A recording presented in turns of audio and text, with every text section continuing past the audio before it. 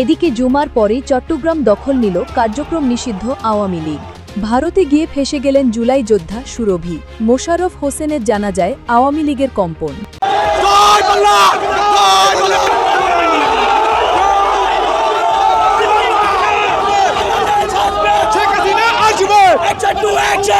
ভারতের পশ্চিমবঙ্গে কথিত জুলাই যোদ্ধা তাহরিমা জান্নাত সুরভিকে গ্রেপ্তার করা হয়েছে। বৃহস্পতিবার রাত 12:30টার দিকে অভিযান চালিয়ে তাকে গ্রেপ্তার করা হয়। তাহরিমা জান্নাত সুরভি, যিনি আমাদের ভারতে এখন অবস্থান করছেন, তবে দিল্লিতে গিয়ে যদি কোনো হাই কমিশন অফিসে যায় তাহলে পরে কিন্তু সে আটকা পড়বে। মাহাদিকে যখন ধরা গেছে, একেও তখন ধরা যাবে। এই যে চট্টগ্রামের যে দৃশ্য দেখলেন, এই বাঁধ ভাঙা শক্তি, আওয়ামী লীগের শক্তি, এটাকে কিন্তু কোনো বাদ দিয়ে আটকে রাখতে পারবেন না। আজকে পুলিশ এই জানাজা স্থলে নীরব দর্শকের মতো দাঁড়িয়েছিল, এরকম দাঁড়িয়ে থাকতে হবে। চট্টগ্রামের রাজপথ যেন এক ইতিহাসের সাক্ষী হলো আজ। ইঞ্জিনিয়ার মোশাররফ হোসেনের জানাজা শেষে শোক মিছিল শেষ পর্যন্ত হয়ে যায় জয় বাংলা আর আওয়ামী লীগ এবং শেখ হাসিনার নামে স্লোগান মুখর মিছিল। একাধিক সূত্র বলছে, মোশাররফ হোসেনের জানাজাকে ঘিরে চট্টগ্রামে আওয়ামী লীগের এমন বড় ধরনের শোডাউন সরকার উচ্চ মহলকে ভাবিয়ে তুলেছে। সারা চট্টগ্রাম আজকে বাংলাদেশ আওয়ামী লীগের নেতাকর্মীদের দখলে ছিল। তারা চাইলে কি করতে পারে সেটা একটা জানাজার মাধ্যমে তারা প্রমাণ করে দিয়েছে। নেতৃত্বহীনতায় ভোগার পরেও বাংলাদেশ আওয়ামী লীগ আজকে চট্টগ্রাম শহরে ইতিহাস গড়েছে। এটাই হচ্ছে বাংলাদেশ আওয়ামী লীগ, এটাই হচ্ছে বাংলাদেশ আওয়ামী লীগের শক্তি। বাংলাদেশ আওয়ামী লীগ চাইলে যে কোনো মুহূর্তে বাংলাদেশের রাজনীতি ঘুরিয়ে দিতে পারে। দর্শক, নতুন একটা নিউজ আপনাকে স্বাগতম। প্রিয় দর্শক, একজন বিশ্লেষক বলছেন বাংলাদেশ আওয়ামী লীগ চাইলে যে কোনো মুহূর্তে বাংলাদেশের রাজনীতির মোড় ঘুরিয়ে দিতে পারে, যার প্রমাণ গতকাল চট্টগ্রামে ইঞ্জিনিয়ার মোশাররফ হোসেনের জানাজা নামাজের সময় দেখা গিয়েছে। দর্শক, বিশ্লেষকরা বলছেন এটা মাত্র ট্রেলার, সিনেমা সামনে আছে। দর্শক, বিশ্লেষকদের এই মতামতকে আপনি কিভাবে দেখছেন? অর্থাৎ আপনিও কি মনে করছেন আওয়ামী লীগ চাইলেই যে কোনো সময় ক্ষমতা উল্টিয়ে তারা নিজেরা ক্ষমতা নিতে পারে? প্রিয় দর্শক, বিশ্লেষকদের এই মতামতের সাথে আপনি সমর্থন করছেন কিনা তা অবশ্যই কমেন্ট করে জানিয়ে দিন। দর্শক, এছাড়াও এবার ভারতে গিয়ে ফেঁসে গেলেন জুলাই যোদ্ধা তাহরিমা জান্নাত সুরভি। প্রিয় দর্শক, তিনি এই মুহূর্তে নাকি অবস্থান করছেন ভারতের ত্রিপুরায়, এবং সেখানে তিনি কিভাবে ফেঁসে গেলেন তা আজকের এই নিউজটি সম্পূর্ণ দেখলেই জানতে পারবেন। দর্শক, ভিডিও শুরুতেই আরও যে গুরুত্বপূর্ণ ভিডিওগুলোর অংশবিশেষ দেখেছেন তার বিস্তারিত আলোচনা একটু পরেই দেখতে চলেছেন। তো দর্শক, আর দেরি না করে চলুন দেখে আসবো আজকে সেই কাঙ্ক্ষিত ভিডিওগুলো। তবে তার আগে বলবো, যারা এখনও চ্যানেলটি সাবস্ক্রাইব করেননি অবশ্যই চ্যানেলটি সাবস্ক্রাইব করে পাশে থাকা বেল আইকনটি ক্লিক করে দিন। আর যারা ইতিমধ্যেই চ্যানেলটি সাবস্ক্রাইব করে রেখেছেন তাদেরকে অসংখ্য ধন্যবাদ। তো চলুন দর্শক, ভিডিওটিতে একটি লাইক দিয়ে আমরা ধারাবাহিকভাবে সবগুলো ভিডিওর আলোচনা দেখে আসি।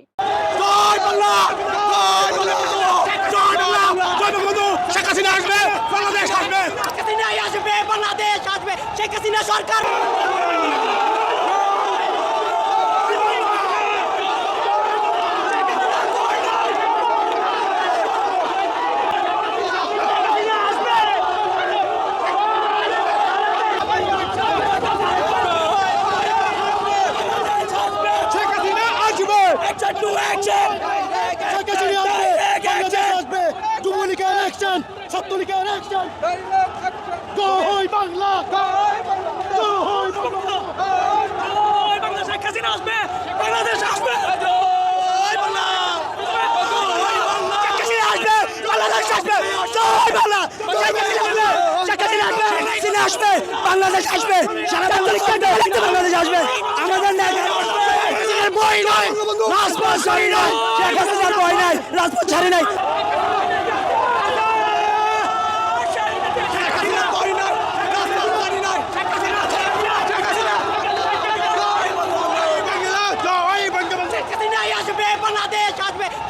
সরকার বারবার দরকার, উন্নয়নের সরকার বারবার।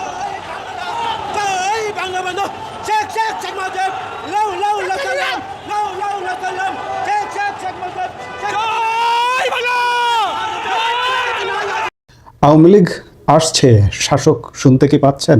আমি শাসকের উদ্দেশ্যে বলছি, ইউনূস সরকারের এই ধারাবাহিক সরকার চলছে এই মুহূর্তে বিএনপি সরকার। বিএনপি সরকারকে বলবো, 3 মাস হয়ে গেছে, এখনো পর্যন্ত আপনাদের বডি ল্যাঙ্গুয়েজ ভালো না। যদি বাঁচতে চান, যদি এই বাংলাদেশে থাকতে চান ভবিষ্যতে, এখনো সময় আছে, পরিবর্তন হন। আওয়ামী লীগের রাজনীতি উন্মুক্ত করে দিন। এই যে চট্টগ্রামের যে দৃশ্য দেখলেন, এই বাঁধ ভাঙা শক্তি, আওয়ামী লীগের শক্তি, এটাকে কিন্তু কোনো বাদ দিয়ে আটকে রাখতে পারবেন না। আজকে পুলিশ এই জানাজা স্থলে নীরব দর্শকের মতো দাঁড়িয়েছিল, এরকম দাঁড়িয়েই থাকতে হবে। বাদ দিয়ে আটকে রাখতে পারবেন না। চট্টগ্রামের রাজপথ যেন এক ইতিহাসের সাক্ষী হলো আজ। হাজারো মানুষের অশ্রুসিক্ত চোখ আর জয় বাংলা স্লোগানে বিদায় নিলেন বর্ষিয়ান রাজনীতিক বীর মুক্তিযোদ্ধা ইঞ্জিনিয়ার মোশাররফ হোসেন। দলীয় ভেদাভেদ ভুলে চট্টগ্রামের জামিয়াতুল ফালা জাতীয় মসজিদ প্রাঙ্গণে আজ রূপ নিয়েছিল এক জনসমুদ্রে। আজ বৃহস্পতিবার সকাল 11টায় অনুষ্ঠিত এই জানাজা কি কেবলই একটি বিদায়, নাকি রাজনীতির নতুন কোনো ইঙ্গিত? আমি বলছি এটি রাজনীতির নতুন ইঙ্গিত। কারণ 3 মাস কিন্তু হয়ে গেছে, বারবার বলছি। আওয়ামী লীগেররা এখনো সহ্য করেছে, ইউনূসের 18 মাস সহ্য করেছে, আপনাদের 3 মাস সহ্য করছে, এখনো সহ্য করছে। কিন্তু আজকে প্রিয় নেতার জানাজায় কাউকে আটকে রাখা যায়নি। কিন্তু জেল জুলুম কোনো কিছুর ভয় না করে মানুষ কিন্তু রাজপথে নেমেছে। মানুষ রাজপথে নামবে, খুব বেশি দিন না, খুব শীঘ্রই রাজপথে নামবে।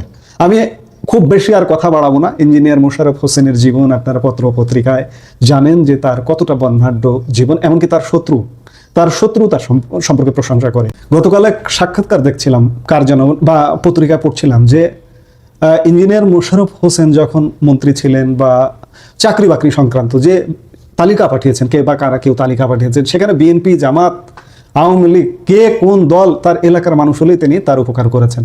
ইঞ্জিনিয়ার মোশাররফ হোসেন কখনো না করতেন না, কোনো কিছুতে না করতেন না। কাজেই এমন নেতাকে সামনে রেখে মানুষ প্রেরণা পাচ্ছে। হ্যাঁ, নেতাকে হয়তো একদিন সবাইকে বিদায় নিতে হবে। নেতার বয়স হয়ে গেছে, বয়সের কারণে তিনি বিদায় নিয়েছেন। এখানে বয়সের কারণে বলবো কতটুকু, তার চেয়ে বলবো তাকে জেলে বন্দি করে যে অত্যাচার করা হয়েছে। আপনি ইঞ্জিনিয়ার মোশাররফ হোসেনের জীবনটা দেখুন না। তিনি রাজনীতি থেকে স্বেচ্ছায়, এই যে 2024-এর যে নির্বাচন হয়েছে, এই নির্বাচনে তিনি আর নির্বাচন করেননি। তার পুত্রকে, তার যে পরবর্তী কাজ, তার এলাকার জন্য যে কাজ, এলাকার যে জনসেবার জন্য যে কাজ, সেই কাজ ধারাবাহিকভাবে পালন করবার জন্য তার পুত্রকে দায়িত্ব দিয়েছেন। তার পুত্র সংসদ সদস্য হয়েছেন, নির্বাচন করেছেন। ইঞ্জিনিয়ার মোশাররফ কিন্তু 2024-এ আর নির্বাচন করেননি। তিনি স্বেচ্ছায় রাজনীতি থেকে বলতে গেলে বলা যায় অবসর নিয়েছেন, এবং তিনি অবসর জীবনযাপন করছিলেন। 2024-এ অবসর জীবনযাপনকালে তাকে অক্টোবর মাসে অ্যারেস্ট করা হয়, এবং অক্টোবর থেকে 2025-এর অগাস্ট পর্যন্ত তিনি যখন একদম মৃত্যু পথযাত্রী, তাকে বঙ্গবন্ধু মেডিকেল ইউনিভার্সিটিতে ভর্তি করা হয়, তখন একজন মৃত্যু পথযাত্রীকে জামিন দেওয়া হয়, এবং তার জীবন কিন্তু জেলখানাতে শেষ। তিনি আইসিইউতে ছিলেন, এবং ওই জামিন না, এই জামিন মানে পৃথিবী থেকে বিদায়। তাকে যে এই যে কয়েক মাস বা 1 বছরের কাছাকাছি সময় তাকে যে জেলে রাখা হলো অন্যায়ভাবে অত্যাচার করে, এই জেলে রাখার কারণে তার মৃত্যু আরো ত্বরান্বিত হয়েছে। এই অবসর জীবনে হয়তো তিনি আরো কিছুদিন বাঁচতেও পারতেন, বাঁচা মরা আল্লাহর হাতে। কিন্তু তিনি যে একজন বীর মুক্তিযোদ্ধা, যে কষ্ট নিয়ে পৃথিবী থেকে বিদায় নিলেন, এই ঋণ, এই বীর মুক্তিযোদ্ধার ঋণ আমি কিভাবে শোধ করব, কিভাবে আমরা শোধ করব? অথচ দেখুন, যারা মুক্তিযুদ্ধ বিরোধী, হত্যা মানে মৃত্যুদণ্ডপ্রাপ্ত আসামি, জেল থেকে খালাস পেয়ে সংসদ নির্বাচন করে সংসদ সদস্য দম্ভ ভরে সংসদে বলেন যে জুলাই হয়েছিল বলে আজকে তিনি সংসদে আসতে পেরেছেন। এটিএম আজহার, আহা, কি বাংলাদেশ, কি মুক্তিযুদ্ধের বাংলাদেশ! আজকে মুক্তিযোদ্ধারা কত কষ্ট করছে, অথচ মুক্তিযুদ্ধ বিরোধীরা, সন্ত্রাসীরা, মানে জঙ্গিরা বাংলাদেশে এই মুহূর্তে দাপিয়ে বেড়াচ্ছে। এই দাপানো শীঘ্রই বন্ধ হবে। আজকের এই ঘটনা প্রমাণ করে যে আওয়ামী লীগ আসলে আসবে, খুব শীঘ্রই আওয়ামী লীগ আসবে। আওয়ামী লীগ নাই, আওয়ামী লীগ চলে গেছে, আওয়ামী লীগ বিদেশে চলে গেছে। আওয়ামী লীগের সব মানুষ এখানে আছে। সামান্য কিছু শীর্ষ কেন্দ্রীয় নেতা অল্প কিছু জীবন বাঁচানোর তাগিদে তারা বিদেশে চলে গেছেন, কিন্তু বাংলাদেশে আওয়ামী লীগের সব মানুষ, কোটি কোটি মানুষ আওয়ামী লীগের আছে। কাজে আওয়ামী লীগ আসছে, শাসক কি শুনতে পাচ্ছেন? যদি শুনতে না পান, এর পরিণাম ভালো হবে না। যাই হোক, অনেক কথা বললাম, আর কথা বলবো না। একটা মৃত্যু, একটা জানাজা নিয়ে ইঞ্জিনিয়ার মোশাররফ হোসেনের আত্মার শান্তি কামনা করে, মাগফিরাত কামনা করে, একজন আমাদের বীর সেনানীর পরপারের জীবন সুন্দর হোক, এই প্রত্যাশায় রাখতে পারি। আমি আপনাদেরকে গত কিছুদিন আগে যখন শেখ হাসিনা টেলিগ্রামে বক্তব্য দিয়েছিল, আমি 6 মাসের মধ্যেই বাংলাদেশে ফিরছি, এবং যে সকল রাজাকারের নাতিপুতিরা এখন জয় বাংলা স্লোগান দিতে বাধা দিচ্ছে, তাদেরকে আমি দেশে ফিরে এসে নাকে খত দিয়ে জয় বাংলা স্লোগান বলাবো। এটা বলার পরপরই আমি বলেছিলাম বাংলাদেশের রাজনৈতিক প্রেক্ষাপট আস্তে আস্তে পরিবর্তন হয়ে যাবে। কোরবানিদের পরে আওয়ামী লীগ অ্যাক্টিভলি রাজপথে নামবে, এবং বাংলাদেশের রাজনীতির সমীকরণ অনেক কিছুই পরিবর্তন হতে যাচ্ছে। এখনো কিন্তু কোরবানির ঈদ শেষই হয়নি। তার আগেই ইঞ্জিনিয়ার মোশাররফ মারা যাওয়ার কারণে বাংলাদেশের রাজনীতির অনেক কিছুই পরিবর্তন হতে চলেছে। আজকে সারা বাংলাদেশের মধ্যে একটি গণজোয়ার তৈরি হয়েছে। সারা বাংলাদেশের মধ্যে আওয়ামী লীগের নেতাকর্মীরা রাজপথে না নামলেও ইঞ্জিনিয়ার মোশাররফ যে বিভাগের বিশাল বড় নেতা ছিল, সে বিভাগের মধ্যে দেখিয়ে দিয়েছে বাংলাদেশ আওয়ামী লীগের নেতাকর্মীরা কিভাবে রাজপথে নামতে হয়, কিভাবে এই দুঃসময় এত বড় নেতার জানাজায় অংশগ্রহণ করতে হয়। যে পুলিশ আওয়ামী লীগের নেতাকর্মীদেরকে জানাজায় অংশগ্রহণে বাধা দেওয়ার আলটিমেটাম দিয়েছিল, সে পুলিশ কার্যালয়ের সামনে দিয়ে হাজার হাজার মানুষ জয় বাংলা জয় বঙ্গবন্ধু স্লোগানে প্রকম্পিত করেই কিন্তু ইঞ্জিনিয়ার মোশাররফের জানাজায় অংশগ্রহণ করে। সারা চট্টগ্রাম আজকে বাংলাদেশ আওয়ামী লীগের নেতাকর্মীদের দখলে ছিল। তারা চাইলে কি করতে পারে সেটা একটা জানাজার মাধ্যমে তারা প্রমাণ করে দিয়েছে। এখনো বাংলাদেশ আওয়ামী লীগের সক্রিয় যে সকল অ্যাক্টিভ কর্মী আছে এবং যে সকল নেতারা আছে মধ্যম পর্যায়ের এবং শীর্ষ পর্যায়ের, তারা অনেকেই দেশের বাইরে। তারা ছাড়াও নেতৃত্বহীনতায় ভোগার পরেও বাংলাদেশ আওয়ামী লীগ আজকে চট্টগ্রাম শহরে ইতিহাস গড়েছে। এটাই হচ্ছে বাংলাদেশ আওয়ামী লীগ, এটাই হচ্ছে বাংলাদেশ আওয়ামী লীগের শক্তি। আমি সবসময় এই ভিডিওগুলো যখন করি, আপনারা বারবার আমাকে বলেন, একই কাহিনী বারবার বলেন, আওয়ামী লীগ শেষ, আওয়ামী লীগ উঠে দাঁড়াতে পারবে না, কোথায় ভাই, কেউ রাস্তায় নামতে পারতেছে না, আওয়ামী লীগকে চিরতরে নিষিদ্ধ করে দিবে। তাদেরকে আমি সবসময় বলতাম, ভাই ভিডিও ঠিকই দেখেন, কিন্তু কেন আমি এই ভিডিও করি সেটা বুঝেন না। এখন তো বুঝতে পেরেছেন, বাংলাদেশ আওয়ামী লীগ চাইলে যে কোনো মুহূর্তে বাংলাদেশের রাজনীতি ঘুরিয়ে দিতে পারে। জাস্ট একটু সাহসের প্রয়োজন, নেতৃত্বের প্রয়োজন। উজ্জীবিত যদি থাকে বাংলাদেশ আওয়ামী লীগের নেতা কর্মীরা, আজকে যত হাজার হাজার লক্ষ লক্ষ মানুষ জমিয়তুল ফালা জামে মসজিদে ছিল, তার অর্ধেক পরিমাণও যদি শেখ হাসিনা ডাক দেয় রাজপথে নামে, বাংলাদেশের পুলিশ এবং সেনাবাহিনী কি কন্ট্রোল করতে পারবে আপনাদের মনে হয়? কখনোই কন্ট্রোল করতে পারবে না। আজকে তো বিএনপির অনেক নেতারা বলেছিল জানাজা পড়তে আসতে দেওয়া হবে না বাংলাদেশ আওয়ামী লীগের নেতা কর্মীদেরকে, মিরেশ্বরায়ও জানাজা হবে না, প্রতিহত করা হবে। কই পেরেছে? যখন এত মানুষের ঢল দেখেছে, পুলিশ আর্মি তারাও নার্ভাস হয়ে গিয়েছে, তারাও কিন্তু টহলে ছিল কখন কি ঘটে যায়। কোথায় ছিল বিএনপি নেতা কর্মীরা? তারা সাহস করে নাই প্রতিহত করার। সে কারণেই বলি, যখনই আপনারা বিক্ষোভ মিছিল করবেন, তখন কয়েকজন সংগঠিত বিক্ষোভ মিছিল করবেন না। সকল দলমত ভুলে গিয়ে, গ্রুপিং ভুলে গিয়ে, সকলে ঐক্যবদ্ধ হয়ে একসাথে 400-500 মানুষ, 1000 মানুষ জড়ো হয়ে বিক্ষোভ মিছিল করেন এবং চট্টগ্রাম শহর সহ সারা বাংলাদেশে যতগুলা গুরুত্বপূর্ণ শহর আছে সকল জায়গায় জয় বাংলা স্লোগানে প্রকম্পিত করে তোলেন। এদের হৃদয়ে কম্পন ধরে যাবে। কথা বুঝেন নাই? কারণ ভারত এই বর্তমান বিএনপি সরকারকে আলটিমেটাম দিয়ে দিয়েছে এবং শেখ হাসিনার কাছেও সেটা সুখবর পাঠিয়ে দিয়েছে। ভারত কূটনীতিকভাবে ক্লিয়ারলি মেসেজ দিয়ে দিয়েছে যে 6 মাসের মধ্যেই বাংলাদেশ আওয়ামী লীগের কার্যক্রমের উপর যে নিষেধাজ্ঞা দেওয়া হয়েছে সংসদে বিল পাশ করিয়ে, সেটা তুলে ফেলতে হবে এবং বাংলাদেশ আওয়ামী লীগকে বাংলাদেশে রাজনীতি করতে দিতে হবে। সো আলটিমেটাম এটা যখন দেওয়া হয়ে গিয়েছে, এটা আমলে এই বিএনপি সরকারকে নিতেই হবে।